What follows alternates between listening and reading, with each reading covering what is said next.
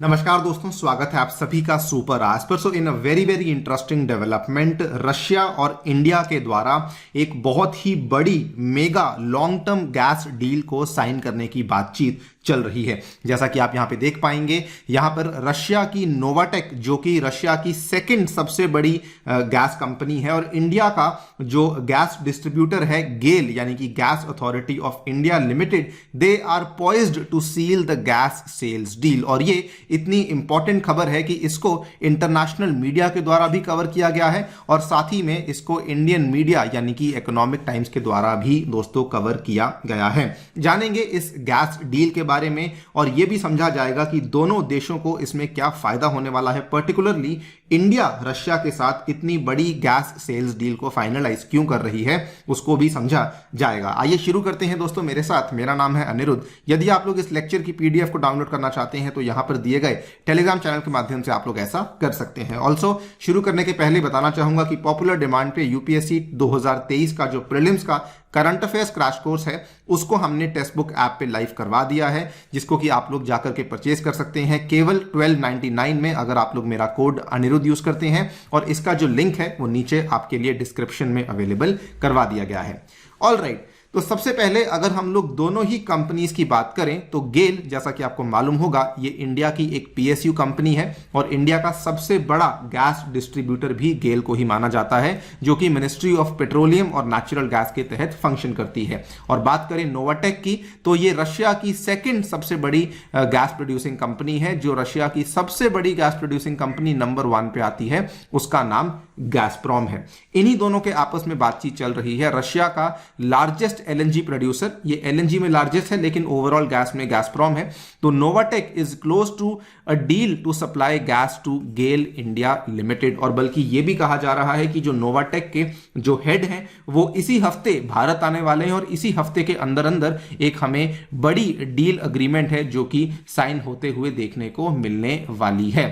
Now यहां पर दोनों ही देशों को इससे काफी बड़ा फायदा होने वाला है। रशिया की बात करें तो रशिया ने बड़ी क्लियरली कह दिया था कि हम लोग यूरोप को एलएनजी तभी सप्लाई करेंगे अगर जो है वो G7 के प्राइस कैप को हटा देंगे, अदरवाइज हम लोग यूरोप को एलएनजी सप्लाई करेंगे ही नहीं। तो आप यहां पे देख पाएंगे पुतिन सेज कि Russia can restart gas supplies to Europe, लेकिन हम लोग G7 के प्राइस कैप को ओबे नहीं करेंगे। तो रशिया ने तो ये कहा कि अगर आप नहीं खरीदेंगे तो हम ऑल्टरनेटिव मार्केट्स को ढूंढेंगे, और इसीलिए रशिया इंडिया को गैस सप्लाई करने की कोशिश कर रहा है।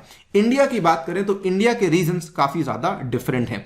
देखिए, इंडिया की जो गेल है वो काफी लंबे टाइम से लॉन्ग टर्म एलएनजी की गैस डील्स का करने का प्रयास कर रही थी, और इसकी जो कहानी है वो असल में काफी लंबी है।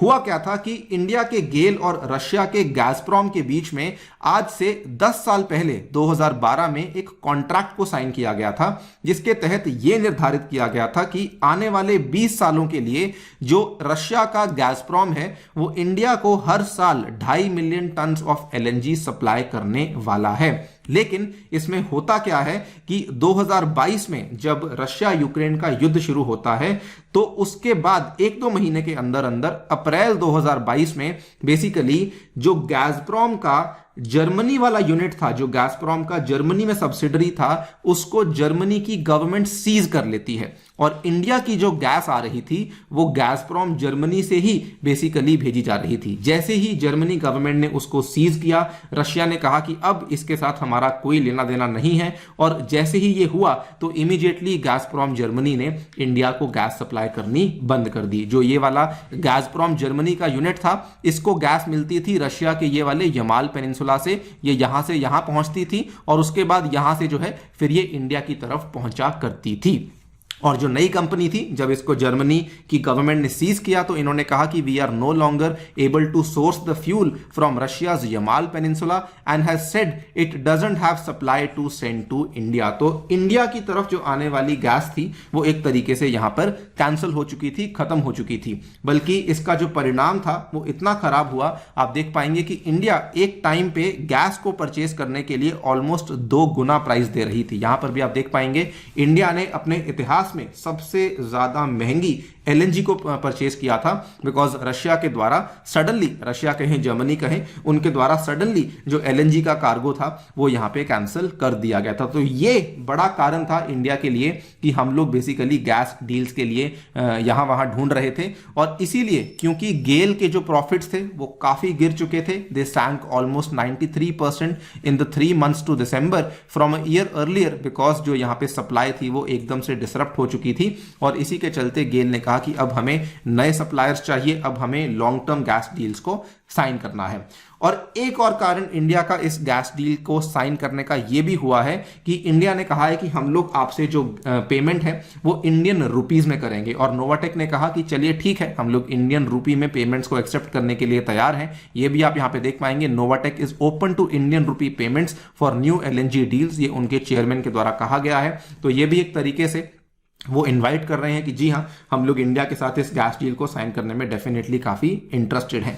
लेकिन अब आप सोचेंगे कि जब रशिया की कंपनी हमें झटका दे चुकी है तो फिर हम लोग ऐसा क्यों कर रहे हैं। सो इंडिया ने अपना लेसन यहां पे सीख लिया है, और बल्कि गेल के जो हेड ऑफ फाइनेंस है राकेश कुमार जैन, उन्होंने पिछले हफ्ते ही कहा कि अब हम लोग केवल एक कंपनी के साथ अपनी गैस के ऊपर डिपेंडेंट नहीं रहने वाले हैं, हम लोग दूसरी कंपनीज के साथ भी जो है यहां पर बातचीत कर रहे हैं। उन्होंने बताया कि हम लोग अबू धाबी की जो नेशनल ऑयल कंपनी है उसके साथ बातचीत कर रहे हैं। We are actively in discussion with a couple of long term LNG suppliers, hopefully we should be able to conclude at least one contract shortly. आप यहां पे देख पाएंगे कि पिछले साल 14 अक्टूबर को ही यह खबर सामने आ गई थी कि इंडिया का जो ओवीएल, जो ओएनजीसी विदेश लिमिटेड है, they are eyeing stake in ADNOC's producing asset. और यहां पर भी आप देख पाएंगे कि हमारे द्वारा ब्राजील के पेट्रोब्रास के ब्लॉक में भी कुछ इन्वेस्टमेंट करने की बातचीत हो रही है, वहां पर हम लोग कुछ शेयर्स लेने की बातचीत कर रहे हैं। तो इंडिया ओवरऑल अपनी गैस डील्स को काफी डाइवर्सिफाई कर रही है, केवल एक कंट्री के ऊपर डिपेंडेंट नहीं रह रही है।